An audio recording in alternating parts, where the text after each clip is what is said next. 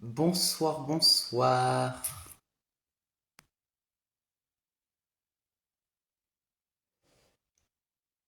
bonsoir.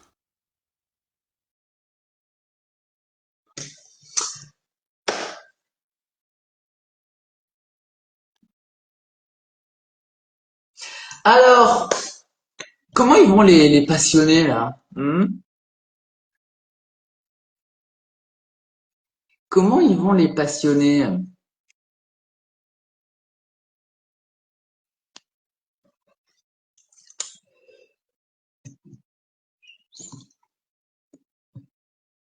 Comment vont-ils?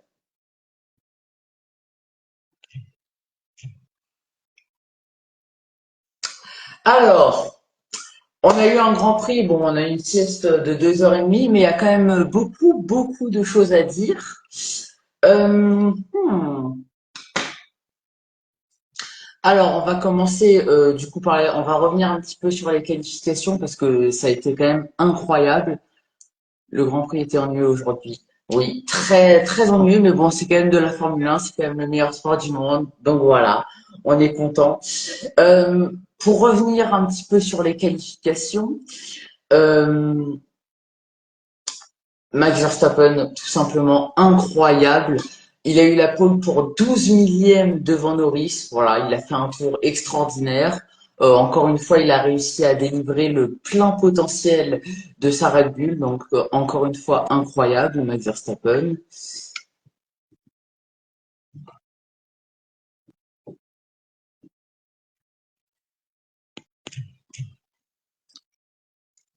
Encore une fois, incroyable. Isaac Hadjar, c'est une nouvelle fois qualifié septième. Donc, très très bon le français, très très bon. Voilà, voilà.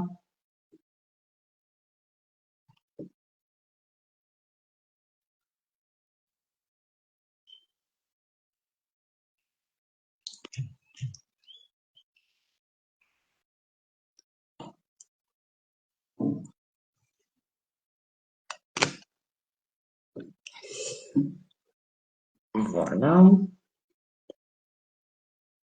Donc Norris deuxième, Piastri troisième, Leclerc s'est qualifié troisième. La Ferrari, elle va un petit peu mieux, j'ai l'impression, à 2 dixièmes, même pas du meilleur temps. Donc c'est très bien. Je vous ai fait des réels d'ailleurs, je sais pas si vous avez vu, des réels sur Instagram et des shorts sur YouTube. Donc voilà. Et alors, pour le Grand Prix, on s'est fait un peu chier, hein. On va pas se le cacher. Alors, donc départ très calme, Verstappen garde la tête devant Norris, Piastri, etc.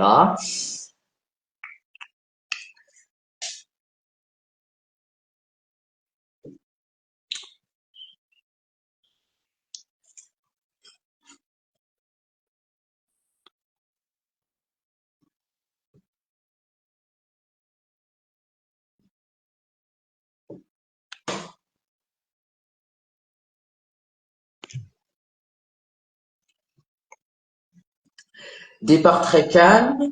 Euh, Il y a que alors Hamilton. On va parler un petit peu d'Hamilton parce que il partait en hard et normalement en hard, et ben c'était un petit peu compliqué en fait. Et il a eu un très bon rythme tout au long du premier relais avec les hards, donc vraiment incroyable. Et il a même fait un très beau dépassement, je crois, sur Hadjar, un truc comme ça. Donc vraiment Hamilton incroyable sur le premier relais. Week-end de dingue pour Max. Oui, oui, oui, oui, oui. Max Verstappen, il a fait un week-end incroyable, on va y revenir. Donc Hamilton, vraiment, il a fait un premier relais incroyable. Par contre, le deuxième relais, ça c'est un petit peu compliqué. Avec les médiums, j'ai l'impression qu'il n'était pas très à l'aise. Voilà. Euh, il y a eu une scène très drôle d'ailleurs avec son ingénieur Ricardo Adami. Ils ne s'entendent pas du tout les deux. Euh, Lewis Hamilton qui a demandé à son ingénieur pendant le deuxième relais où j'en perds le plus, quoi. Et Ricardo Adami qui lui donne tous les virages. Et Lewis Hamilton qui lui dit, bah, moi, je veux un truc de plus concret. Donc, c'était très, très drôle. Voilà, voilà.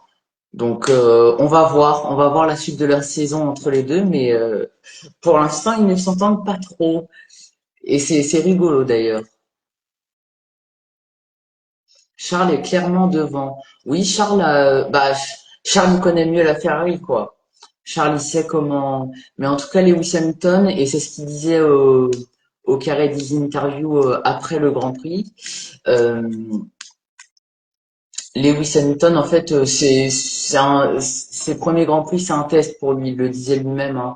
Il a envie de s'amuser et voilà. Mais effectivement, Charles est bien devant.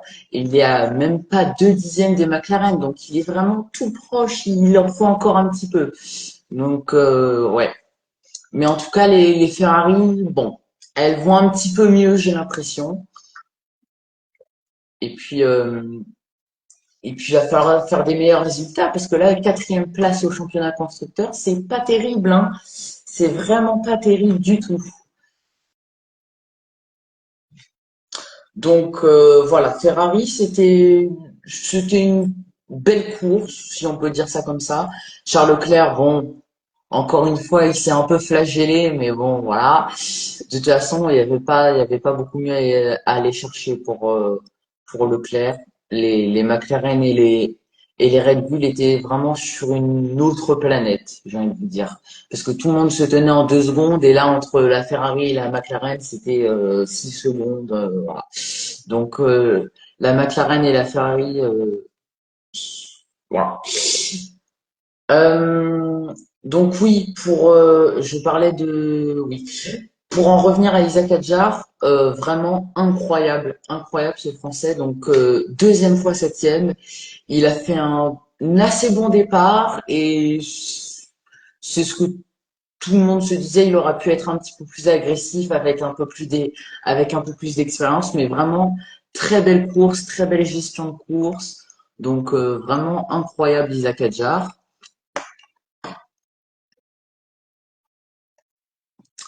Vraiment incroyable. Dites-moi ce que vous en pensez en commentaire d'Isaac Adjar. On l'appelle le petit Prost aussi. Et du coup, il finit sa course dans les points pour la première fois de sa carrière. Voilà, huitième place pour Isaac Adjar et le top 10 qui n'a pas bougé, hein, qui n'a pas bougé du tout, euh, que ce soit au départ ou à l'arrivée. Les 10 étaient pareils, sauf Lewis Hamilton, du coup, qui a gagné une position sur Isaac Adjar. A déjà marqué ses premiers points, non? Oui, exactement. Le petit Prost est dans le rythme pour sa première saison. Oui, oui, on en oublierait presque que c'est un rookie, oui. Il est prometteur, Isaac. Ah oui, il est très prometteur, oui, oui, oui. Mais alors maintenant, s'il va chez Red Bull, il va falloir voir si ça fait comme les autres. Le meilleur rookie avec Kimi Antonelli. Oui, Kimi Antonelli, il est très, très, très bon. Oui, oui, Kimi Antonelli. Alors, les Mercedes en général sont très très bons. Russell à un moment a mis la pression en début de Grand Prix sur Charles Leclerc. Oui, oui, sans jamais le dépasser. Et Kimi Antonelli, il a, il a mené pour la première fois de sa carrière un Grand Prix, dès son troisième Grand Prix, sachant qu'il n'avait jamais fait de Grand Prix avant cette saison.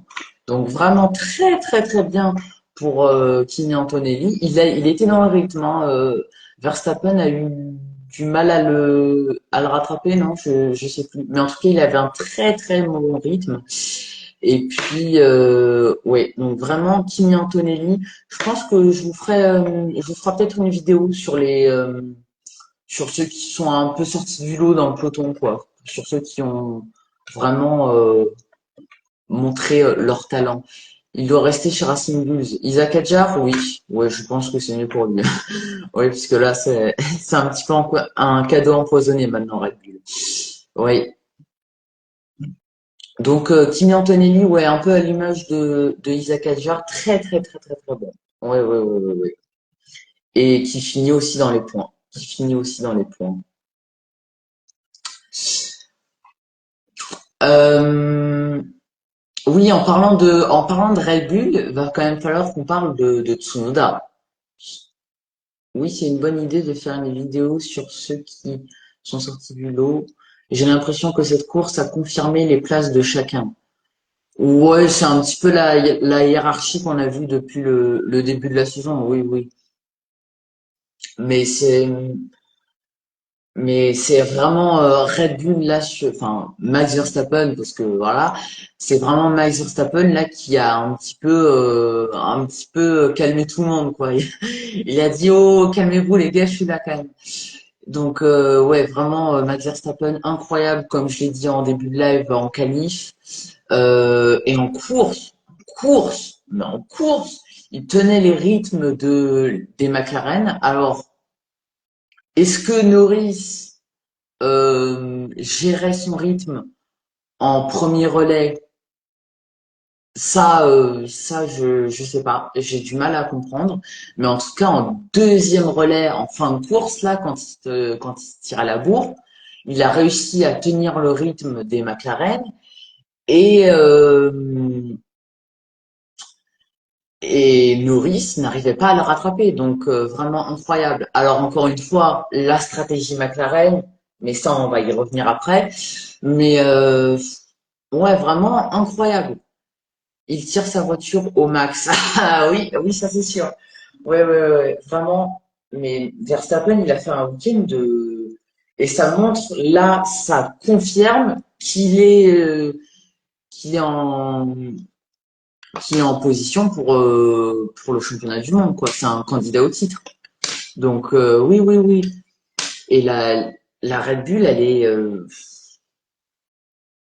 on dirait que c'est des jumeaux. Enfin, voilà, je sais pas comment dire, mais incroyable. Déjà en qualif, le tour, 12 millièmes d'écart entre Norris. Ah, incroyable.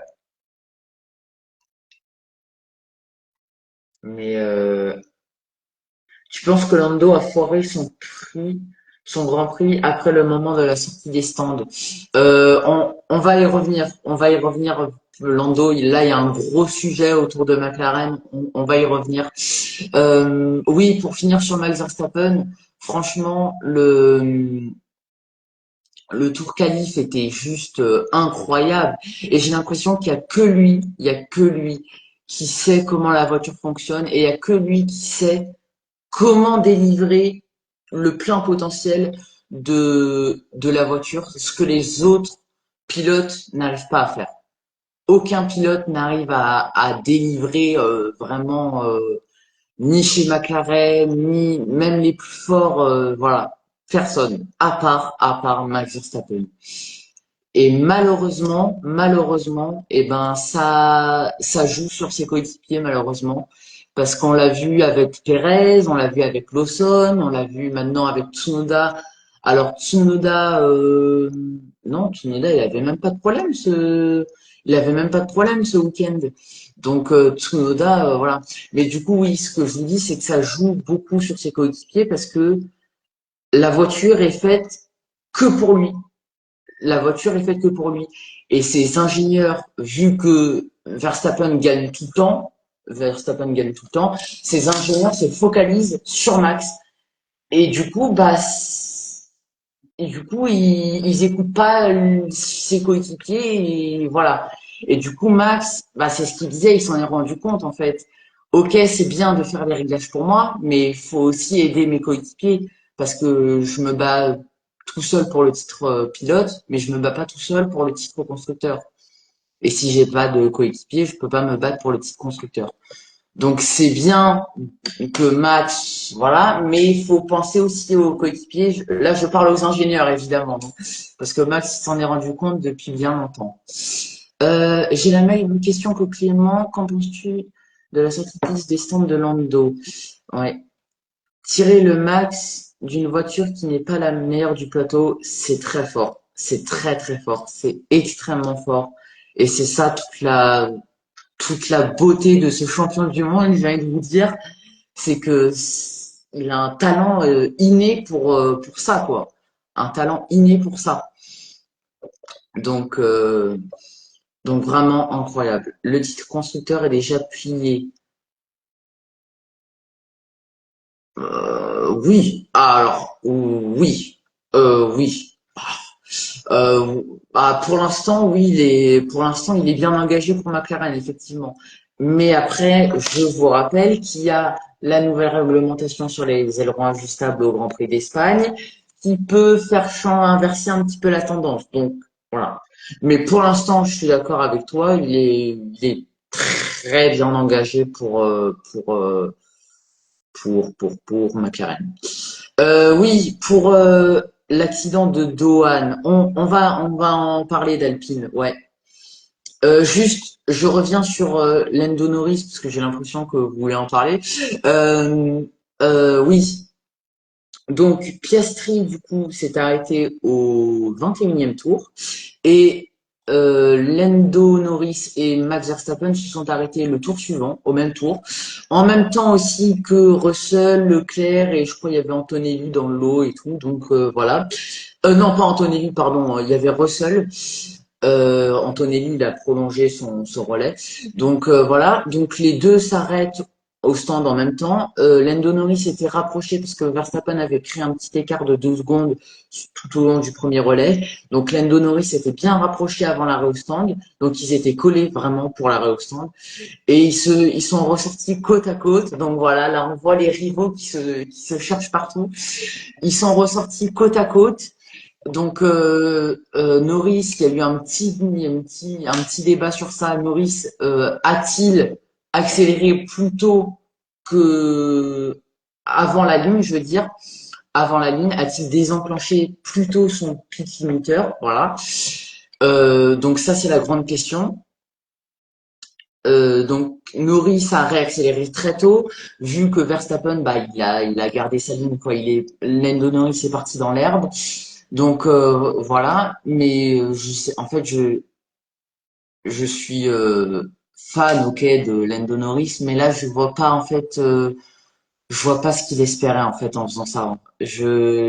Parce il peut pas dépasser de toute façon, s'il dépassait, c'était forcément dans l'herbe. Donc je vois pas qu'est-ce qu'il espérait en faisant ça en fait. Je vois pas l'intérêt. Et donc après, il y a une enquête ouverte par les commissaires qui finalement il y a pas eu il y a pas eu de pénalité finalement pour Lando Norris. Mais donc en soi, c'est pas une effraction. Je reviens sur la question. Euh, tu penses que Lando a foiré son Grand Prix après le moment de sa sortie des stands? Euh, il n'y a pas eu, il y a pas eu d'effraction en soi parce que il n'a pas touché Max Verstappen. Il n'a pas doublé. Il a pas doublé dans la pit lane, donc il n'y a pas eu d'effraction en soi. Donc en soi, je suis d'accord qu'il n'y ait pas de pénalité. Par contre, je reviens sur ça. Lando Norris, il a trop, je sais pas, parfois il a des petits coups de folie parfois et je sais pas ce qu'il prend. Mais de là à foirer son Grand Prix, non, non, je pense pas. Je pense pas parce que il tenait quand même Verstappen. S'il l'avait vraiment foiré, c'est que il y aurait eu un écart vraiment immense entre Verstappen et Norris, oui. Mais non, il a pas foiré parce qu'il a pas sali ses pneus. Enfin, il a rien perdu sur sa voiture. Enfin, donc non, il tenait le rythme de Verstappen. Par contre, là où il a perdu le Grand Prix, c'est sur la stratégie. C'est sur la stratégie. Mais la stratégie, on va y revenir. Donc voilà un petit peu pour le cas Verstappen et Norris. Max, 64e pole position, il se rapproche de Michael Schumacher, 68 pole. Oui, oui, bah je pense qu'il va les attendre. Oui, il va battre le record facilement, ça c'est sûr. Faut-il encore parler de Dohan? Alors parlons d'Alpine en général. Alors Dohan, bon, Dohan malheureusement il fait partie des rookies qui font pas leur meilleur début malheureusement. Et Dieu sait que il a, il a, il a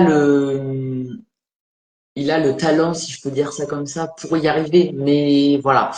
Alors après, est-ce que on se focalise que sur des crashs? Parce que oui, en essai libre 2, il a placardé sa monoplace au premier virage, à la sortie du premier virage. Bon, erreur de pilotage, oui, parce qu'il avait oublié d'enlever son DRS, ok. Mais est-ce qu'on se focalise que sur des crashs ou est-ce que on se focalise sur la performance de la voiture, est-ce qu'elle peut délivrer? Parce que encore une fois, Alpine, que ce soit Gasly qui est quand même expérimenté, hein, voilà, que ce soit Gasly ou Douane, 0 point depuis le début de la saison. Donc, est-ce qu'on se base sur des crashs pour dire que Dohan est entre guillemets mauvais ou sur la performance sur la performance de la voiture? Voilà. Donc, oui, Dohan ne fait pas un début de saison merveilleux, mais voilà. Mais c'est vrai que depuis qu'il est arrivé en F1, c'est vrai que il n'a pas performé du tout. Ça, c'est clair et net que il n'a pas performé du tout. Là où Antonelli, bon, vous allez me dire, il a une meilleure voiture, mais voilà.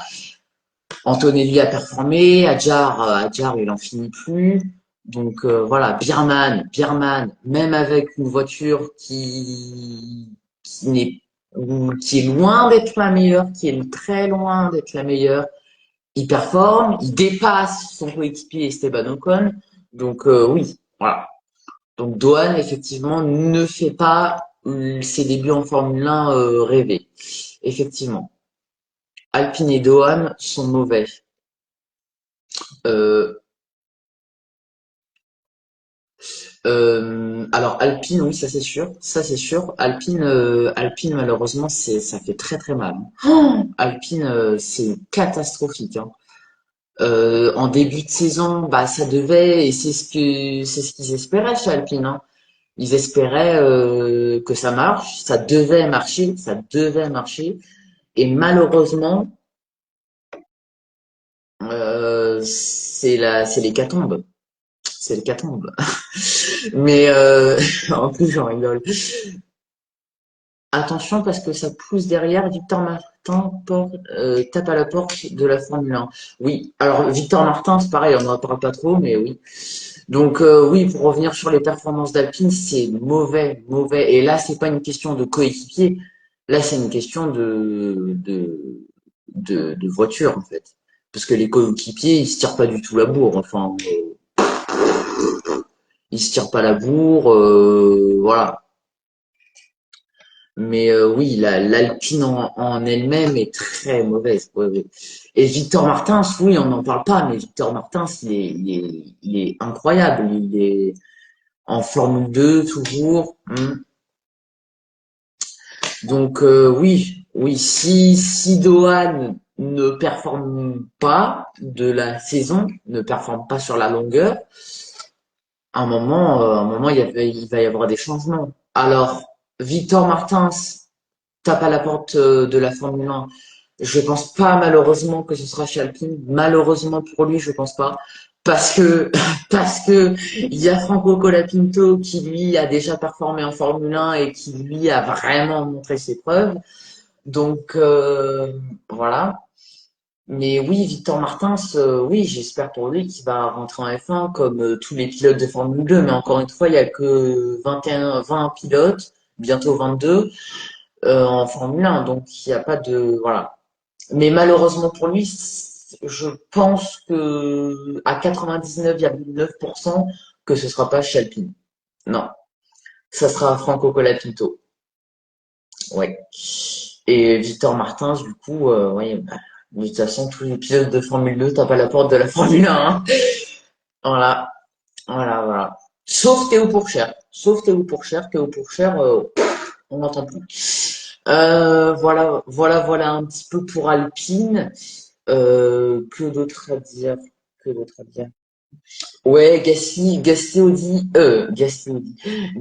aussi disait, faut vraiment optimiser ce qu'on a entre les mains, parce que j'ai l'impression, et c'est ce qu'il disait aussi, j'ai l'impression qu'ils optimisent pas totalement la voiture, quoi. Ils en développent pas le plein potentiel. Ils pourraient en demander un peu plus, quoi. Donc il disait ça, il disait faut vraiment qu'on optimise ce qu'on a et c'est que comme ça qu'on va y arriver. Donc voilà. Et Dohan, j'ai vraiment peur pour lui, hein. J'ai peur pour lui, mais bon, à voir, à voir. Si on pourrait parler là, de qui on pourrait parler? Hum, oui, Tsunoda. On n'a pas parlé de Tsunoda, on a parlé de Red Bull, mais pas de Tsunoda. Tsunoda, alors c'est fou, hein, parce que Tsunoda, il performe chez Racing Bulls, mais il performe pas chez Red Bull. Et c'est comme ça pour tous les coéquipiers de Verstappen, c'est incroyable. Enfin, c'est pas incroyable. Mais Tsunoda, ouais, et il disait que il y a une différence énorme parce qu'il a testé la Red Bull au simulateur, en simulateur. Il disait qu'il y a une différence énorme entre le simulateur et la réalité. C'est pas du tout la même chose et ça lui a mis un coup, quoi. Et du coup, en essai libre, bah tout allait bien parce que il cherchait pas forcément la performance. Et par contre, en qualif, à partir du moment où il a essayé d'aller vite, quoi, enfin, de mettre du rythme, et ben là, il s'est pris une claque parce que c'est pas du tout la même chose qu'en simulateur. Donc, ouais, et c'est pour ça que les ingénieurs chez Red Bull doivent vraiment écouter les coéquipiers de Max Verstappen et ne pas se focaliser sur les autres. Enfin, sur Verstappen, je veux dire. Donc, voilà. Mais du coup, là, ça va être très compliqué si ça continue comme ça. Si ça continue comme ça va être très compliqué pour Red Bull, là, hein. Si ça continue comme ça, ils vont plus gagner de championnat constructeur. À part si Verstappen s'en va chez Aston Martin. Mais bon, ouais. La Red Bull est inconduisible, sauf pour Max. Oui, oui. La Red Bull est très compliquée à conduire. C'est la voiture la plus compliquée à conduire du plateau. Oui, oui. Alpine peut-être une saison pire que l'an passé. Oui, oui. À part s'ils font le coup du Brésil 2024, oui, ça va être bien, hein, cette saison. Effectivement. Voilà, voilà pour Tsunoda. Et Tsunoda, du coup, pour le Grand Prix, ça a pas été fabuleux non plus, hein. Il partait. Euh, il est pas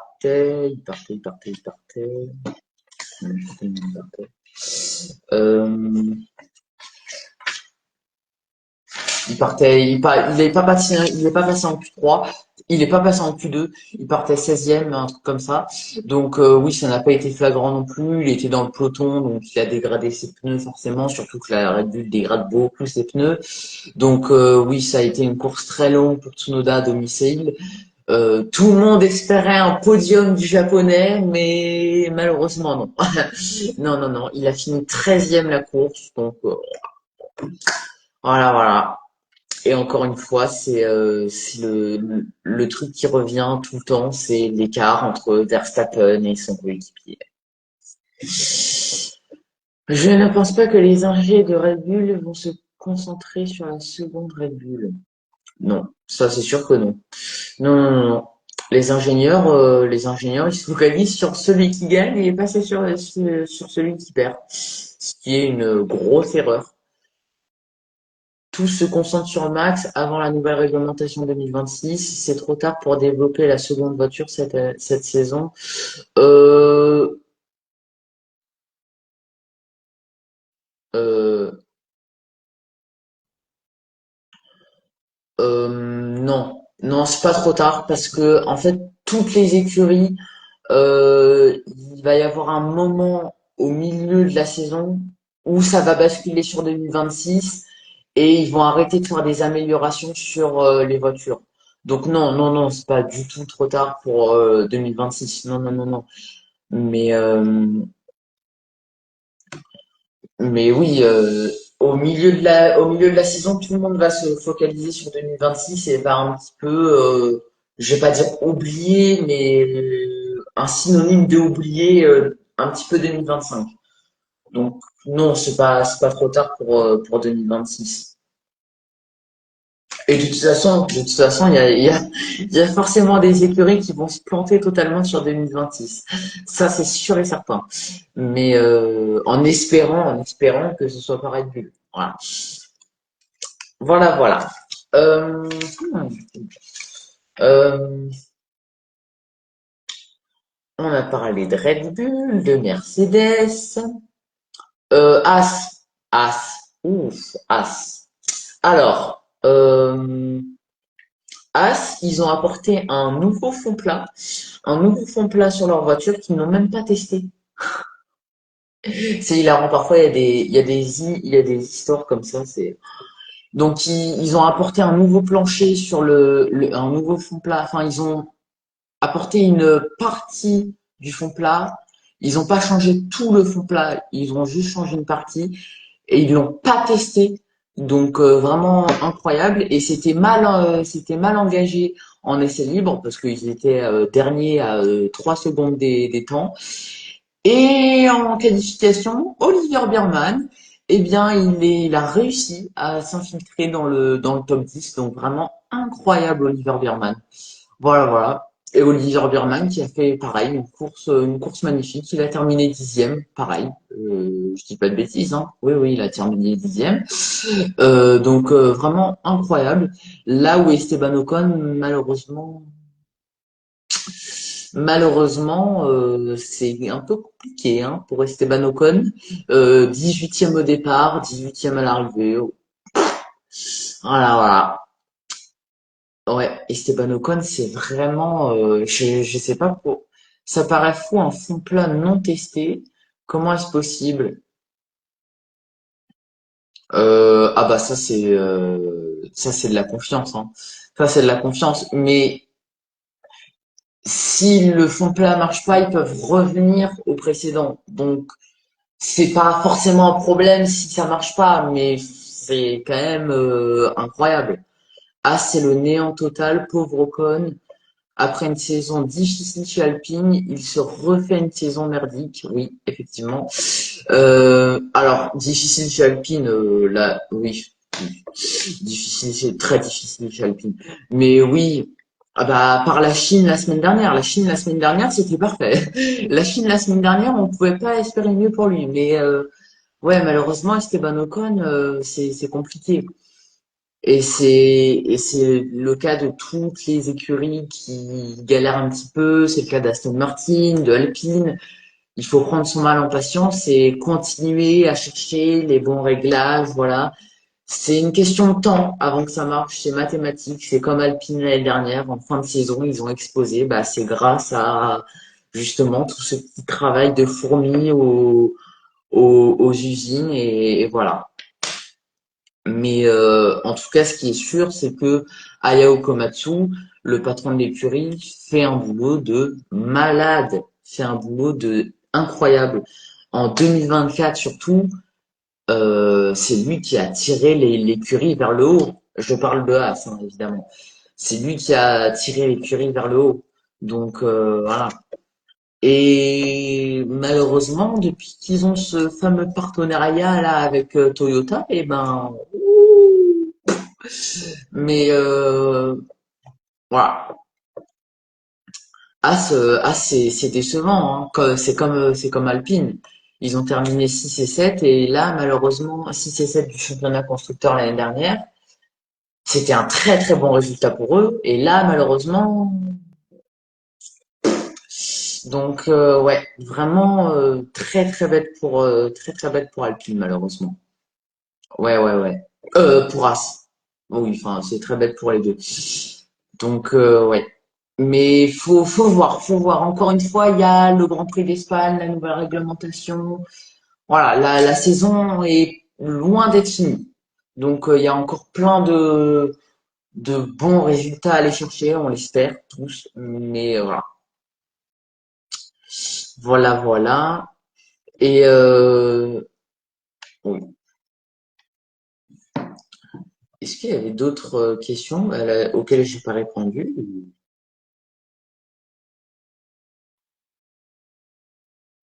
Ah, non, c'est bon, j'ai répondu à tout. C'est bon. Ok, ok. De qui vous voulez parler là? Hmm, hmm.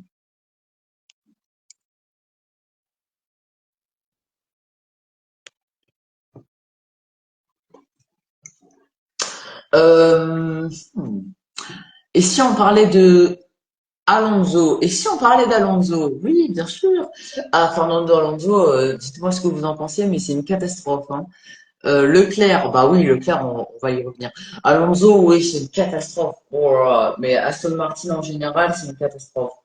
Et c'est ce que je me disais. Lance Stroll, euh, à la, à la fin du Grand Prix de Chine, c'est ce que je me disais. Lance Stroll bat Alonso, un truc de fou. Et là, malheureusement, la descente aux enfers. Puis quand je dis ça, la descente aux enfers. Et pour les deux, hein, pour les deux. Alonso, il est sorti dans le virage de Degner. Je sais pas si vous voyez, c'est où. C'est après les S là, du premier secteur. Il est sorti dans le bac à gravier pendant les essais libres 2. Et après, ça a été un week-end. Franchement, Alonso, il perd. J'ai fait un réel sur lui, je crois. Ou ouais, c'était un extrait de mon ancien live. Ouais, il perd sa motivation, j'ai l'impression, hein. J'ai l'impression que là, c'est désastreux en fait. L'Aston Martin n'est pas bonne. Voilà, Lance Stroll, je pensais Lance Stroll que il était bien là, il était bien parti. Malheureusement, dernier, voilà. Donc perso, je n'en pense rien, je ne connais rien sur Alonso. Hmm. Oui, malheureusement, on espère tous pour lui qu'on va retrouver le Alonso de 2023, mais ouais, inexistant Fernando Alonso. Ouais, oui. Le seul point fort d'Aston Martin, c'est les très jolies couleurs du châssis. Pour le reste, trois petits points. Oui, bah ceux qui aiment le vert, oui, c'est très beau, oui, mais oui, oui, oui. Bah ouais. Et ce qui est bête, c'est que il y a ce fameux Adrian Newell là, qui est arrivé chez Aston Martin et qui voilà. Alors évidemment, tout ne repose pas sur lui, mais il y contribue et malheureusement, bah c'est ce que tout le monde attendait. Et pour l'instant, il n'y a pas grand-chose. Et là, ça va être compliqué. Ça va être compliqué. Parce que quand on prend autant de retard comme ça, parce que là, le rythme, c'est pire que les Alpines, hein, j'ai l'impression. C'est pire que les Alpines. Donc, si ça continue comme ça, ils vont s'ennuyer pendant 2025, hein. Ils ont mis tout le budget sur la peinture métallisée. Ah ouais, oui, peut-être, je sais pas. Mm. Oui, en tout cas, ce vert est très joli. Oui, oui. Il est un petit peu plus foncé, j'ai l'impression qu'en 2024. J'ai l'impression qu'ils ont repris le vert de 2023, je crois. Je suis pas sûre, mais j'ai l'impression qu'il est plus foncé donc oui, c'est un vert très joli. Oui, oui, oui. Ouais. Donc oui, Aston Martin. Oh, ils vont s'ennuyer, hein. Mais j'espère pour eux que ça va aller. Hmm. Ouais, ouais, ouais, ouais, ouais, ouais. Et oui, Leclerc. Alors Leclerc. Oui, parce qu'on a parlé de Lewis, mais on n'a pas parlé de Leclerc. Enfin, j'ai parlé de Lewis. Leclerc, Grand Prix très, c'est ce qu'il disait au carré des interviews, très calme. Je pense une potentielle safety car ou un truc comme ça aurait pu lui permettre peut-être d'aller chercher un petit peu mieux, peut-être, je sais pas. Je sais pas. Dites-moi ce que vous en pensez. Est-ce qu'une safety car aurait permis à Leclerc ou d'aller chercher mieux, ou est-ce que franchement, ou est-ce qu'il avait vraiment pas le rythme? Je sais pas parce que il avait un rythme pas trop mal quoi. Enfin, c'était pas dégueulasse non plus. Donc, je parle bien de la course. Hein. Je parle bien de la course. Donc, oui. Leclerc, oui, mais alors encore une fois, Leclerc, c'est un truc de malade, mais comment il se lamine, oh là là là là, mais c'est vraiment incroyable. Ferrari est au pied du podium depuis le début de la saison, en retrait de Max et les McLaren. Oui, il y a quand même je pense que c'est le plus gros écart entre deux écuries, je pense. Ouais, entre McLaren et Ferrari, il y a vraiment un écart énorme. Donc, le Grand Prix était à l'image du Japon.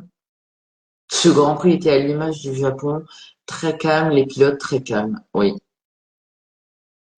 mais oui, une safety car, peut-être que ça aurait pu changer un petit peu la donne. Les As aussi, les As qui attendaient une safety car, les As, notamment Esteban Ocon, ils attendaient une safety car sur leur stratégie. En fait, ils ont basé leur stratégie sur une potentielle safety car, et du coup, c'est pour ça que ça a complètement foiré la stratégie d'Esteban Ocon, puisque la safety car n'est jamais venue. Donc voilà.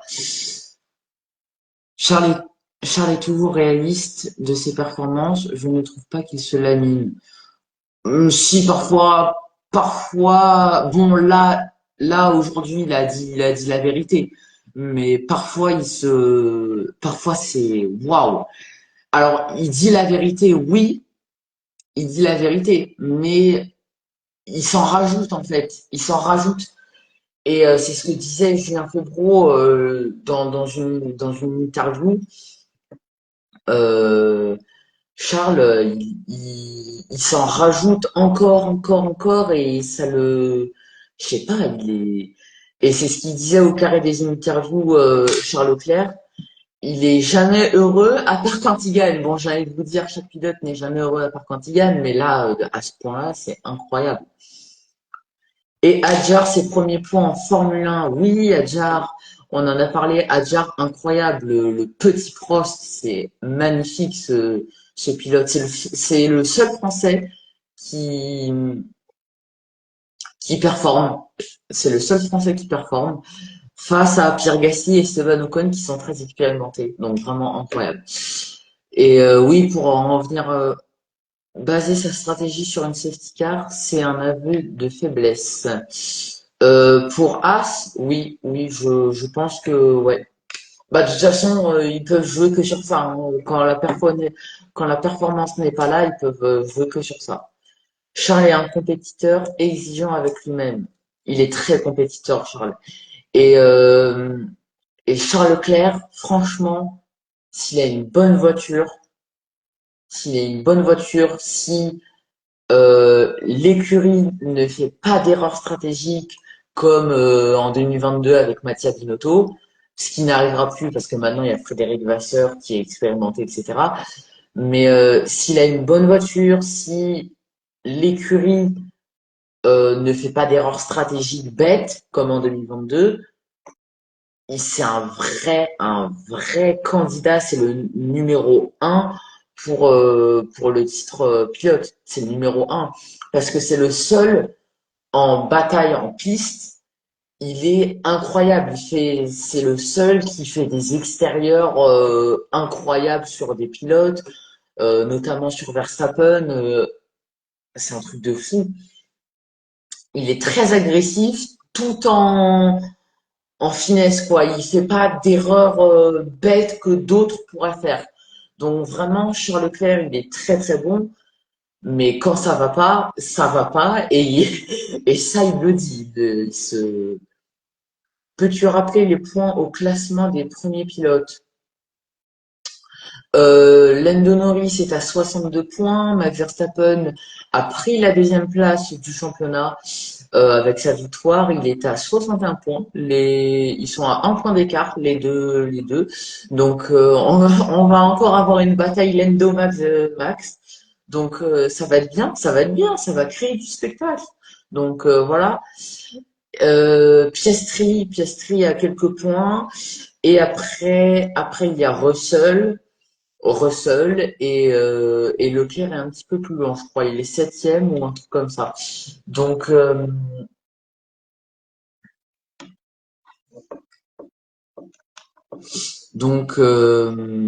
ouais, vraiment incroyable.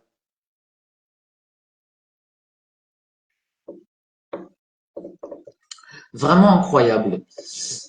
Ouais. Mhm. Donc voilà un petit peu pour Charles Leclerc.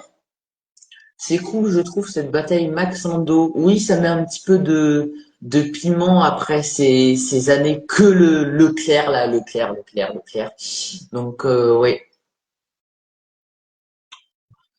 Mhm.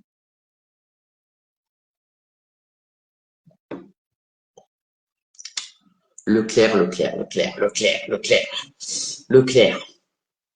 Verstappen, pardon. Voilà. Parlons un petit peu de Williams. Williams, qu'est-ce que vous en pensez? Dites-moi franchement ce que vous en pensez de Williams depuis ce début de saison, comparé à 2024, parce que incroyable. Merci pour ce rappel au classement, ça m'aide à mieux suivre. Oui. Ah bah c'est sûr pour ceux qui suivent pas, c'est un peu compliqué. Charles sixième avec 20 points. Ah ouais. Charles, c'est Ferrari en général, c'est un petit peu la catastrophe. Williams. Alors, Williams, on retrouve un petit peu la même des deux pilotes, la même hiérarchie qu'en Australie et en Chine. Vraiment, Albon est bien au-dessus de Carlos Sainz. Carlos Sainz, aucun rythme en course, mais c'est incroyable. Alors, encore une fois, est-ce que c'est une question de découverte de la voiture? Parce qu'il est tout nouveau, c'est un truc tout nouveau pour Carlos Sainz.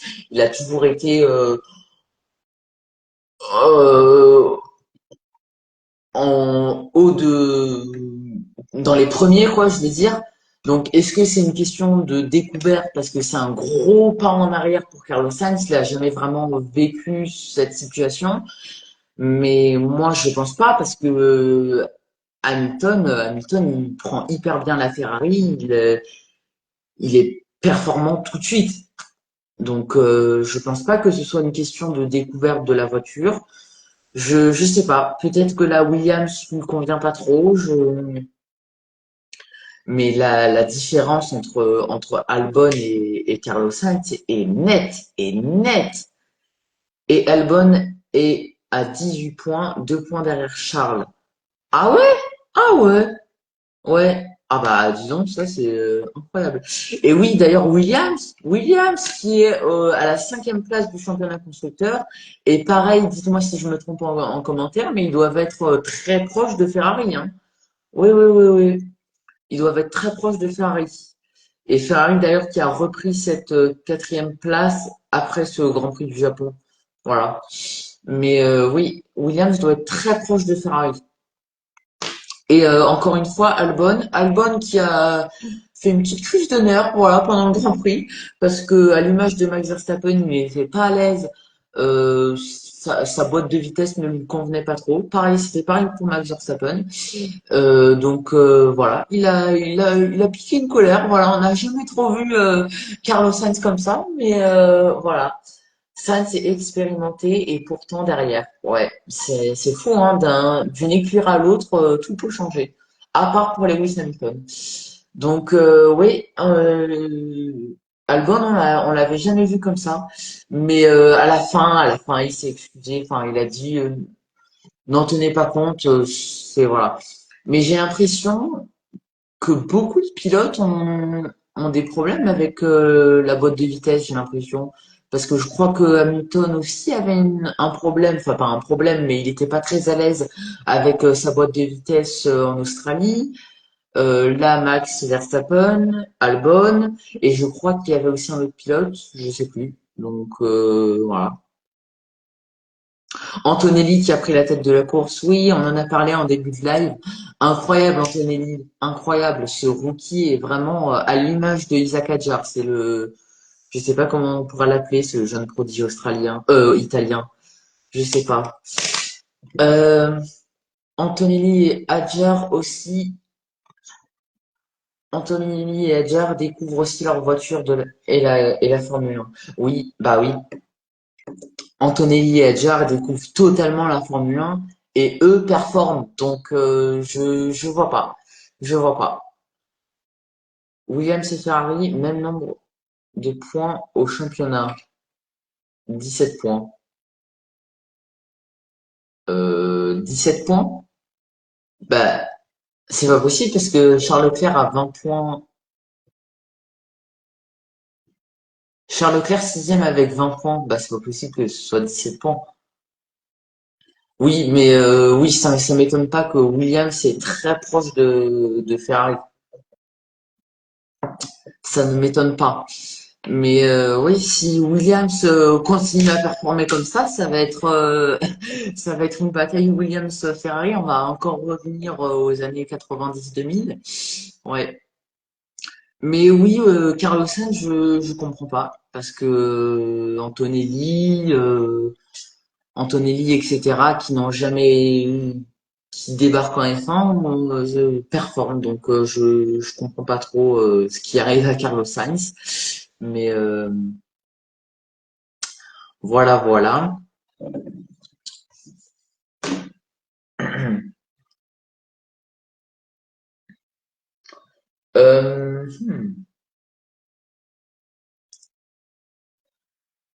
Les Sauveurs pas là aussi. Oh, bah, les Sauveurs, je les ai totalement loupés là sur ce week-end. Les Sauveurs, je les ai complètement oubliés. Ils ont pas fait une bonne qualif. Hülkenberg, les deux ne sont pas passés en Q2, je crois. Ouais, les Sauveurs, je les ai complètement zappés pour ne rien vous cacher. Mais là vraiment c'est un cadeau empoisonné pour. Je suis en train de me rendre compte, c'est un cadeau empoisonné pour Bortoleto. Bortoleto, là c'est. J'espère que ça va pas lui gâcher sa carrière. Enfin, je sais pas, mais j'espère quoi, parce que là, il découvre rien là, à Bortoleto. Il est complètement en dehors il est dernier quoi. Enfin donc. Je sais pas, faut voir, mais c'est un petit peu un cadeau empoisonné là, ce passage en Formule 1 pour Bortoleto, hein.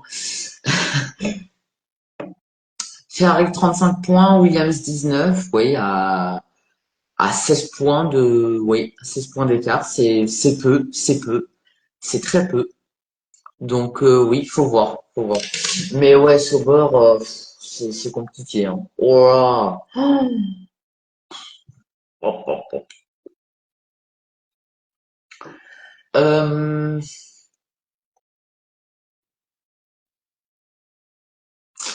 hmm. Mais on a presque fait toutes les écuries là, dis donc, je suis en train de m'en rendre compte. Euh,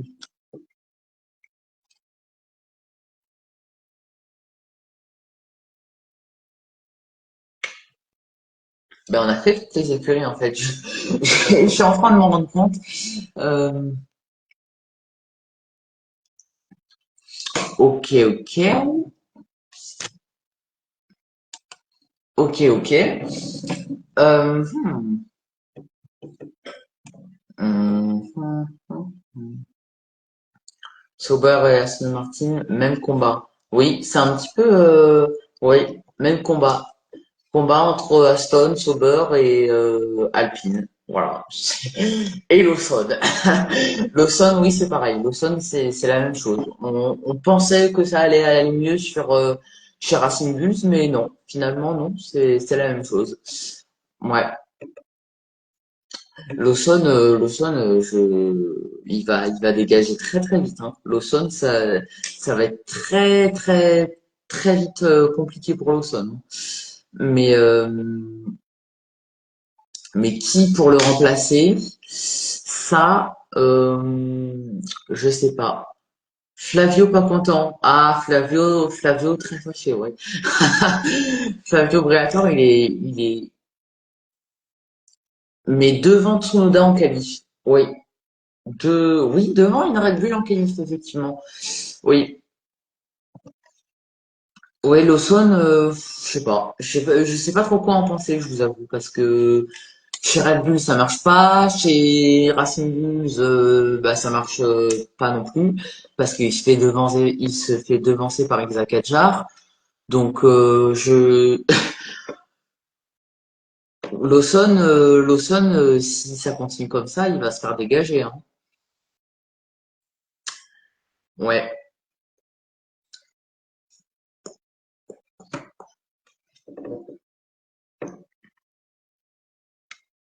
Et oui, on n'a pas parlé de cet extérieur magnifique de Isaac Hadjar sur Sainz au premier virage.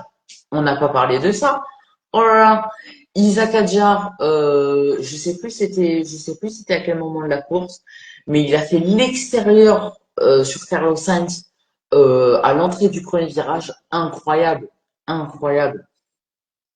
Et c'est là où Carlos Sainz est vraiment mauvais, j'ai envie de vous dire. Donc vraiment, j'ai incroyable. Isaac Hadjar, il est impressionnant, même en piste, même en piste.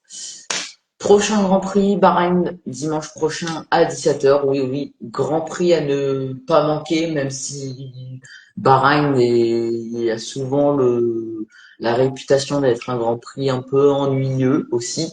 Donc oui, un circuit qui va favoriser quelle écurie? Alors,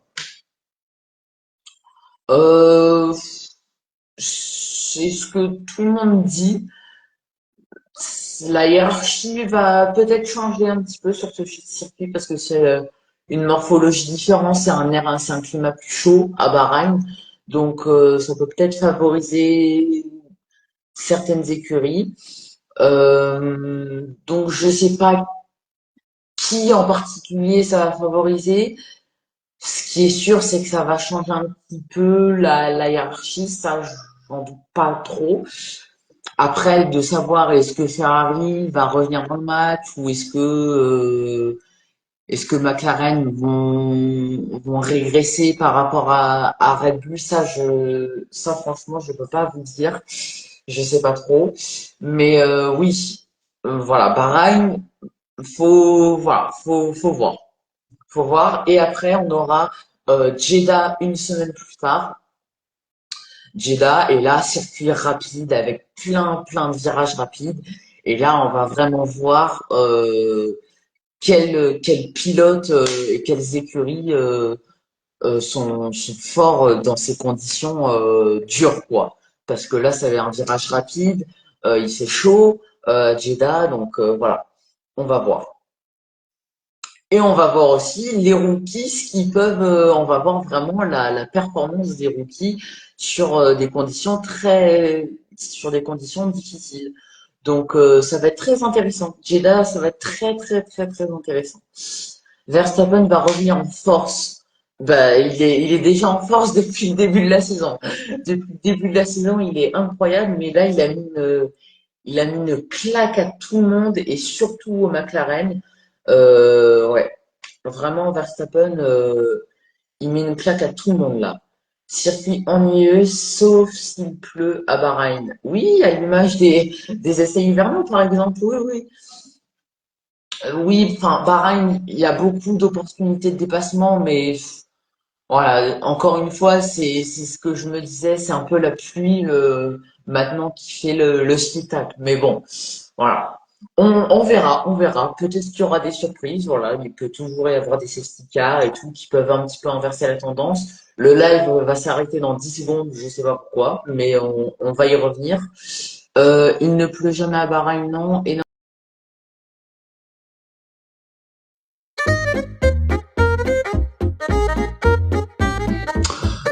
Oui, du coup, pour en revenir,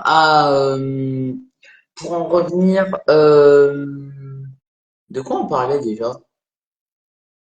Hum, Eddie, un chameau traverse la piste à Bahreïn, possibilité de safety car. Ah oui, oui, bah, mais vous rigolez, mais une fois, il y a un chien qui est sorti sur la piste à Bahreïn. C'était en essai libre, par contre, c'était pas en course. Mais c'est possible, des animaux sur la piste, et c'est fortement possible. Donc, oui, oui, on sait jamais ce qui peut se passer. Et oui, pour en revenir à Verstappen, du coup, ouais, Verstappen, il va continuer encore à pousser, et ça confirme encore une fois que c'est un candidat au titre. Donc Verstappen, il est là. Ne l'oublions pas, Max Verstappen, ne l'oublions pas. Le lézard à Singapour. Ah ouais, oh là là, oh, j'ai complètement oublié ça. Ah ouais, le lézard à Singapour. Oh là là, mais il faudrait que je fasse une recherche. Quels animaux sont passés sur la piste en Formule 1? Oh là là, c'est hilarant ça. Le lézard, incroyable. En plus, c'était un gros lézard, hein. Il était pas tout petit, hein. Max tire la F1 vers le haut. Oui, oui, oui. Bah, c'est sûr que c'est lui qui fait évoluer la F1, oui. Ça, c'est sûr que incroyable ce pilote, incroyable. Oui, je m'en suis rendu compte. On n'a pas un varan, oui, un lézard, un varan. Mais oui, je me disais, il était très gros pour un lézard. Je me suis rendu compte, on n'a pas parlé de la stratégie très discutable de McLaren. C'est incroyable. Alors, la grande question que tout le monde s'est posée, est-ce que McLaren aurait dû faire inverser les positions entre Norris et Piastri? Voilà, pour gagner le Grand Prix. Dites-moi en commentaire ce que vous en pensez. Est-ce que McLaren aurait dû faire échanger les positions, quitte à après rendre la position à Norris si ça marchait pas avec Piastri? Donc dites-moi.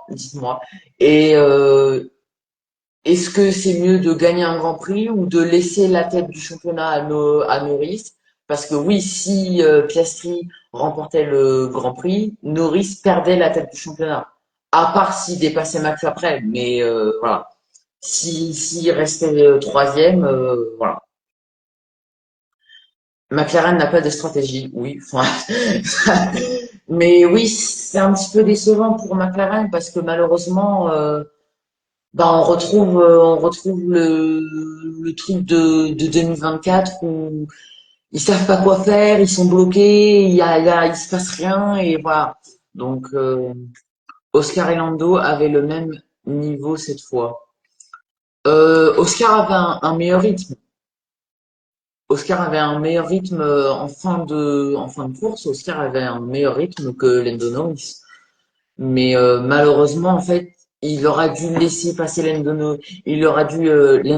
aurait dû laisser passer Oscar Piastri directement parce que Oscar Piastri a dégradé ses pneus. Et c'est pour ça qu'en fin de course, dans les tout derniers tours, il n'arrivait plus à remonter parce que ses pneus étaient trop dégradés à cause de Norris. Pas d'intérêt à laisser passer Piastri. Piastri a un meilleur rythme que Norris depuis l'Australie. Euh, ouais, ouais, ouais. Oui, ça dépend des relais, mais effectivement, la plupart du temps, c'est Piastri. J'ai l'impression qu'en fait, depuis 2024, même si de fin 2024, Norris a mis une petite pilule à Piastri, mais j'ai l'impression que c'est Piastri qui a un petit peu pris le leadership naturel de l'écurie, même si à chaque fois, il se retrouve derrière Norris. J'ai l'impression que Norris, en fait, est plus fort en qualif, ce qui lui permet de mieux gérer en course et d'être devant Piastri. Mais oui, Piastri avait indéniablement un meilleur rythme que Norris. En tout cas, en fin de course, en tout cas. J'ai trouvé que les pneus n'ont pas trop souffert. Alors oui, oui, c'est vrai, mais alors tout le monde était en gestion, donc après, si les pilotes attaquaient, faut voir. Mais il y avait pas de graining, en tout cas sur le train avant ou train arrière, je sais plus. Mais il y avait pas trop de graining, mais tout le monde était en gestion et il n'y a pas eu il y a pas eu de trop de train DRS. C'est ce qu'on appelle le train DRS, c'est-à-dire que tout le monde est dans le DRS de tout le monde et du coup bah tout le monde dégrade de ses pneus avec l'air sale des autres pilotes. Donc il n'y avait pas beaucoup de trains DRS et je pense que c'est ce qui a fait du coup que tout le monde ne dégradait pas trop ses pneus. Mais malheureusement, c'est ce qui est arrivé à Piastri en fin de course. Il aurait dû Norris. Je reste persuadé que Norris aurait dû laisser passer Piastri, quitte à après lui rendre la position à Norris si ça marchait pas. Mais voilà, c'est peut-être une course de perdu. Donc voilà. Mais on ne pourra jamais savoir de toute façon. Gestion et Formule 1, des mires incompatibles. Des mots incompatibles. C'est-à-dire, pas entendu les pilotes se plaindre de pneus pendant la course. Non, pas du tout. Non, non, pas. Ils se sont pas plaints du tout. Ouais, ouais, ouais. Vraiment, tout le monde était en gestion. Personne n'attaquait en fait. Personne n'attaquait. Et c'est pour ça, je pense qu'il n'y a pas eu de safety car, etc. On aime les revirements. Nous, on aime quand ça bataille. Oui, oui. Bah ouais, parce que des grands prix comme ça, c'est vraiment. Et c'est là où on se dit vivement Silverstone, vivement Jeddah. Jeddah, il y a des batailles quand même. Vivement le Brésil. Ah oui, vivement le Brésil. Donc ouais, vraiment, on attend que ça. Donc ouais, ouais.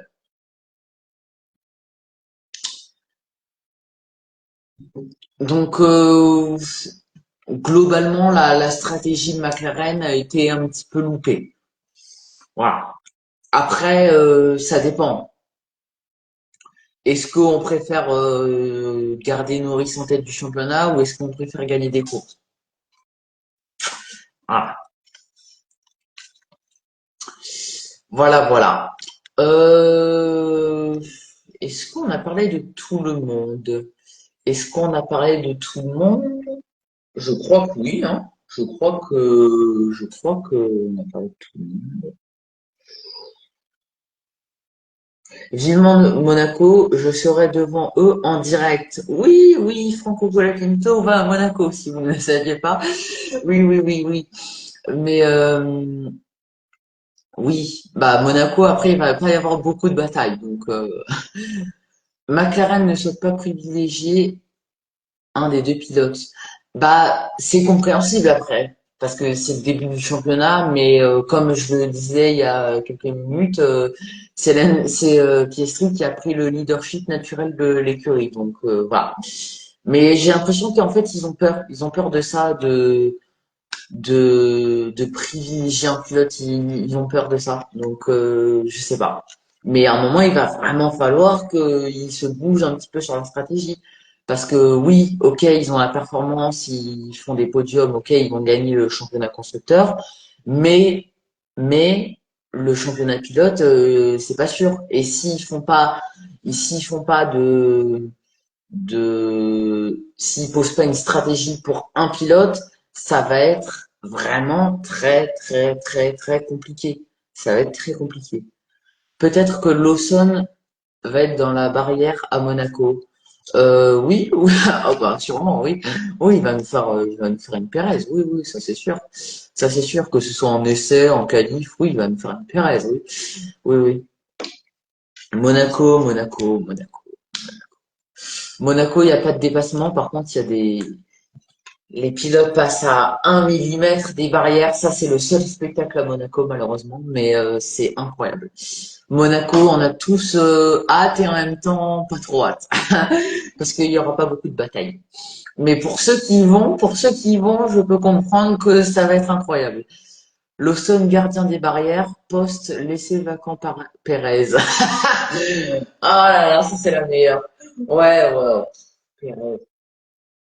Ouais, c'est. Et alors Pérez, oui, Pérez, bah disons Pérez, on n'en a pas parlé. Je voulais vous faire un short sur Pérez, je vous mens pas, mais Je l'ai pas fait parce que je sais pas pourquoi. Mais Pérez est en discussion avec Cadillac. Voilà, Cadillac. Donc voilà.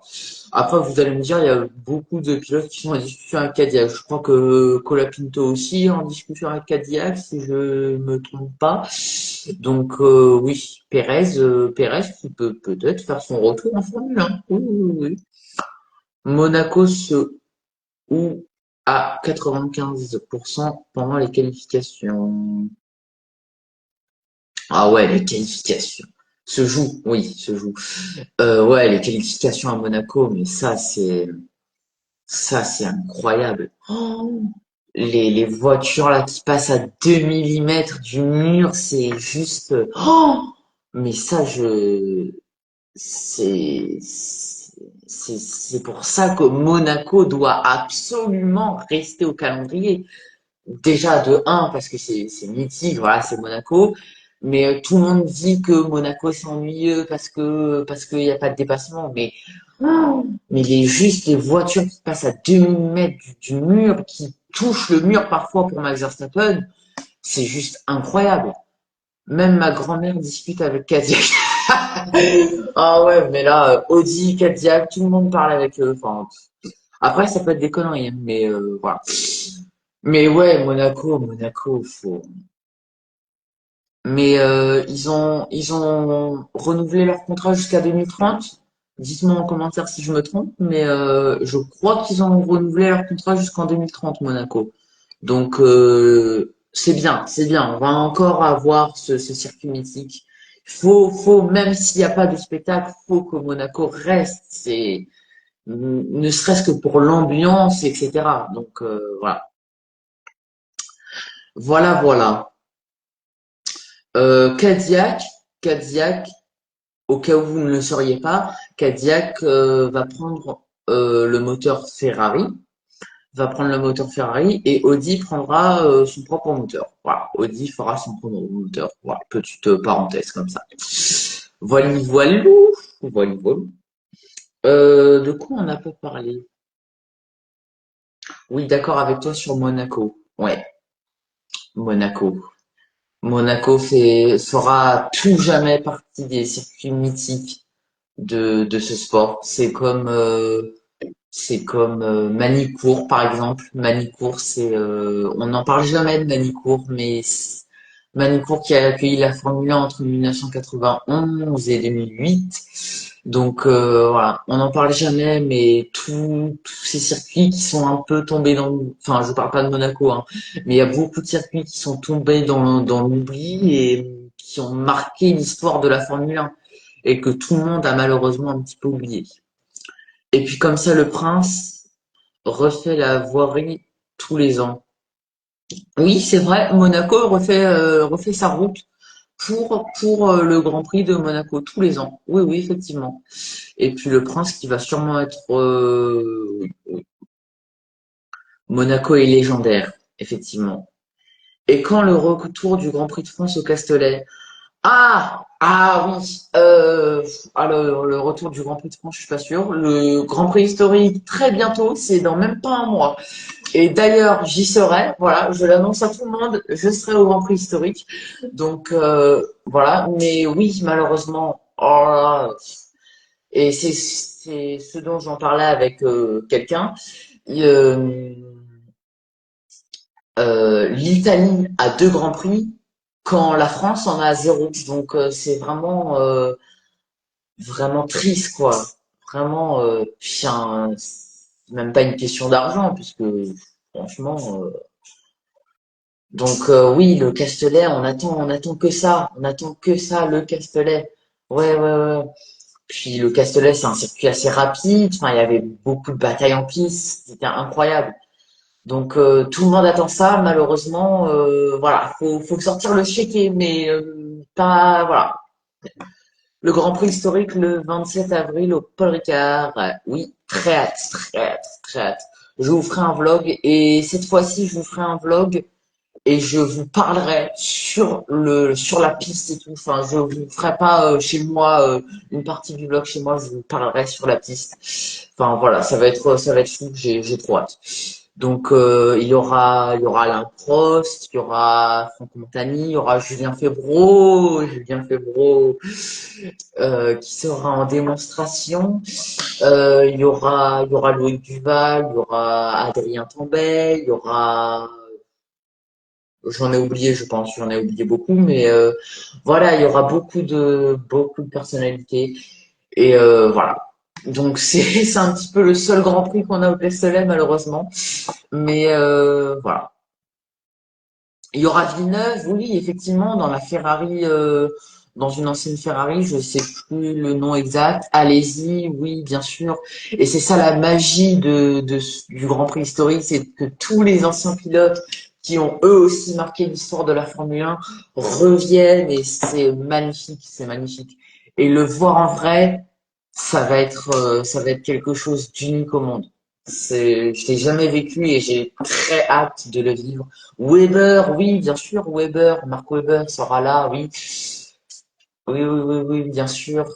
Nicolas Prost, oui, le fils de Alain Prost, oui, oui, sûrement. Euh, oui, oui, oui, bien sûr, mais il y aura plein de personnalités. Donc, 100 000 personnes sont attendues au Grand Prix historique. Donc, voilà, trop hâte. Certains en ont Charles Leclerc. Oui, mais Charles Leclerc, c'est presque sûr, hein. Charles Leclerc, c'est sûr. Et ils ont casé le Grand Prix historique pile entre deux Grands Prix de Formule 1. Donc, c'est fait exprès pour que tous les pilotes de Formule 1 viennent. Mais Charles Leclerc, oui, c'est à 99,9% sûr qu'il va venir. Il y aura Gasly aussi, je crois. Je suis pas sûr. Gasly, ouais. Julien Febvreau, ouais, en démonstration. Et oui, je fais juste un petit retour sur mon premier vlog au Castellet, sur ma première fois sur circuit en fait, parce que je suis jamais allé sur circuit auparavant. Donc oui, je voulais juste vous faire un petit retour sur ça. Juste incroyable. Juste une première fois incroyable. Déjà, premièrement, parce que j'ai rencontré Sébastien Loeb qui m'a gentiment fait un autographe et tout. Alors, il était pressé, mais c'est un gars très sympa. Donc voilà, merci Sébastien Loeb si un jour tu regardes cette vidéo. Euh, donc oui, franchement, si vous êtes jamais allé sur circuit et que vous êtes passionné de sport auto, allez-y. Et surtout, allez au Castellet parce que c'est une ambiance tellement unique et, euh, et c'est incroyable. Ma grand-mère qui va rouler sur Cadillac en 2026. Donc ouais, vraiment, le Castellet, c'est une ambiance unique. Et donc, je suis pas allé sur un Grand Prix de Formule 1, donc je peux pas vous dire, mais là, il y avait pas beaucoup de monde, donc c'était une ambiance un petit peu familiale, tu vois, tout le monde se connaissait un petit peu et tout. Donc vraiment incroyable, les courses là-bas, c'est incroyable. Et il y a tout plein de virages, en fait, tout plein de virages différents. Il y a des virages rapides, etc. Donc, on pouvait voir la différence. Et puis, le Castellet, c'est un circuit très ouvert. Tu peux aller partout, tu peux aller au double droit du Bosset, etc. Donc, vraiment incroyable. Et puis encore une fois, pour ceux qui se demanderaient, ceux qui ne sont jamais allés sur circuit, ceux qui se demanderaient la différence entre la télé et la réalité, bah la différence elle est flagrante. Tu vois tout mieux en fait. C'est juste incroyable. Donc ouais. Et j'espère un jour aller sur un Grand Prix de Formule 1 parce que là voir les Formule 1 de près, etc.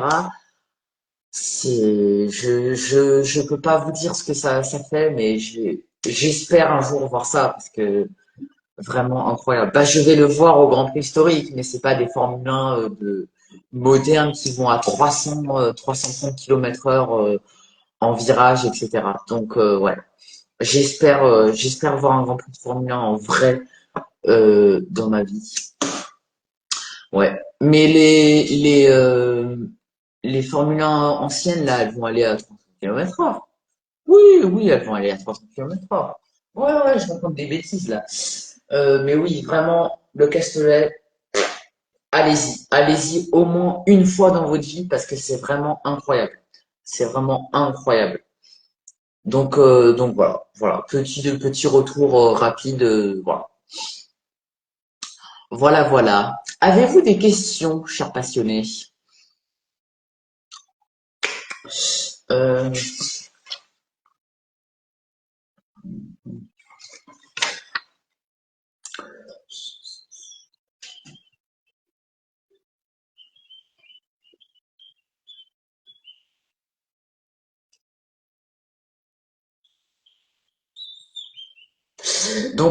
voilà un petit peu pour ce live.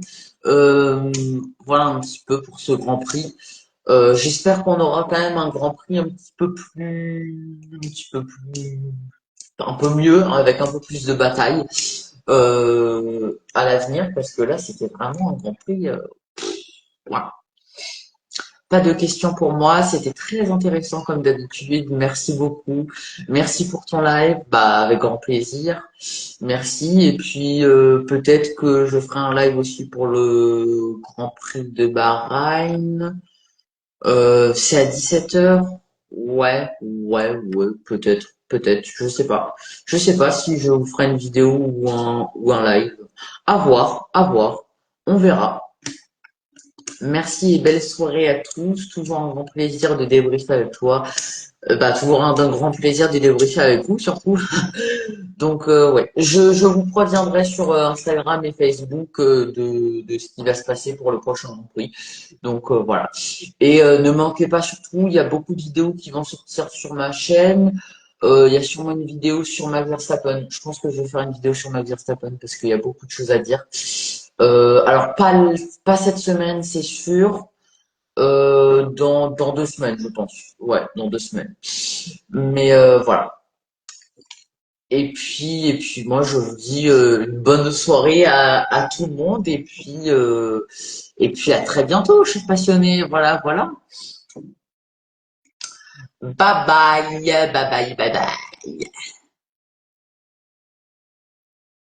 Bye. Bye. Au revoir. Super la vidéo sur Max. Ouais, il y a plein de choses à dire. Plein. Bye, je suis passionné. Ok, mec. Ok. Merde, j'ai pas.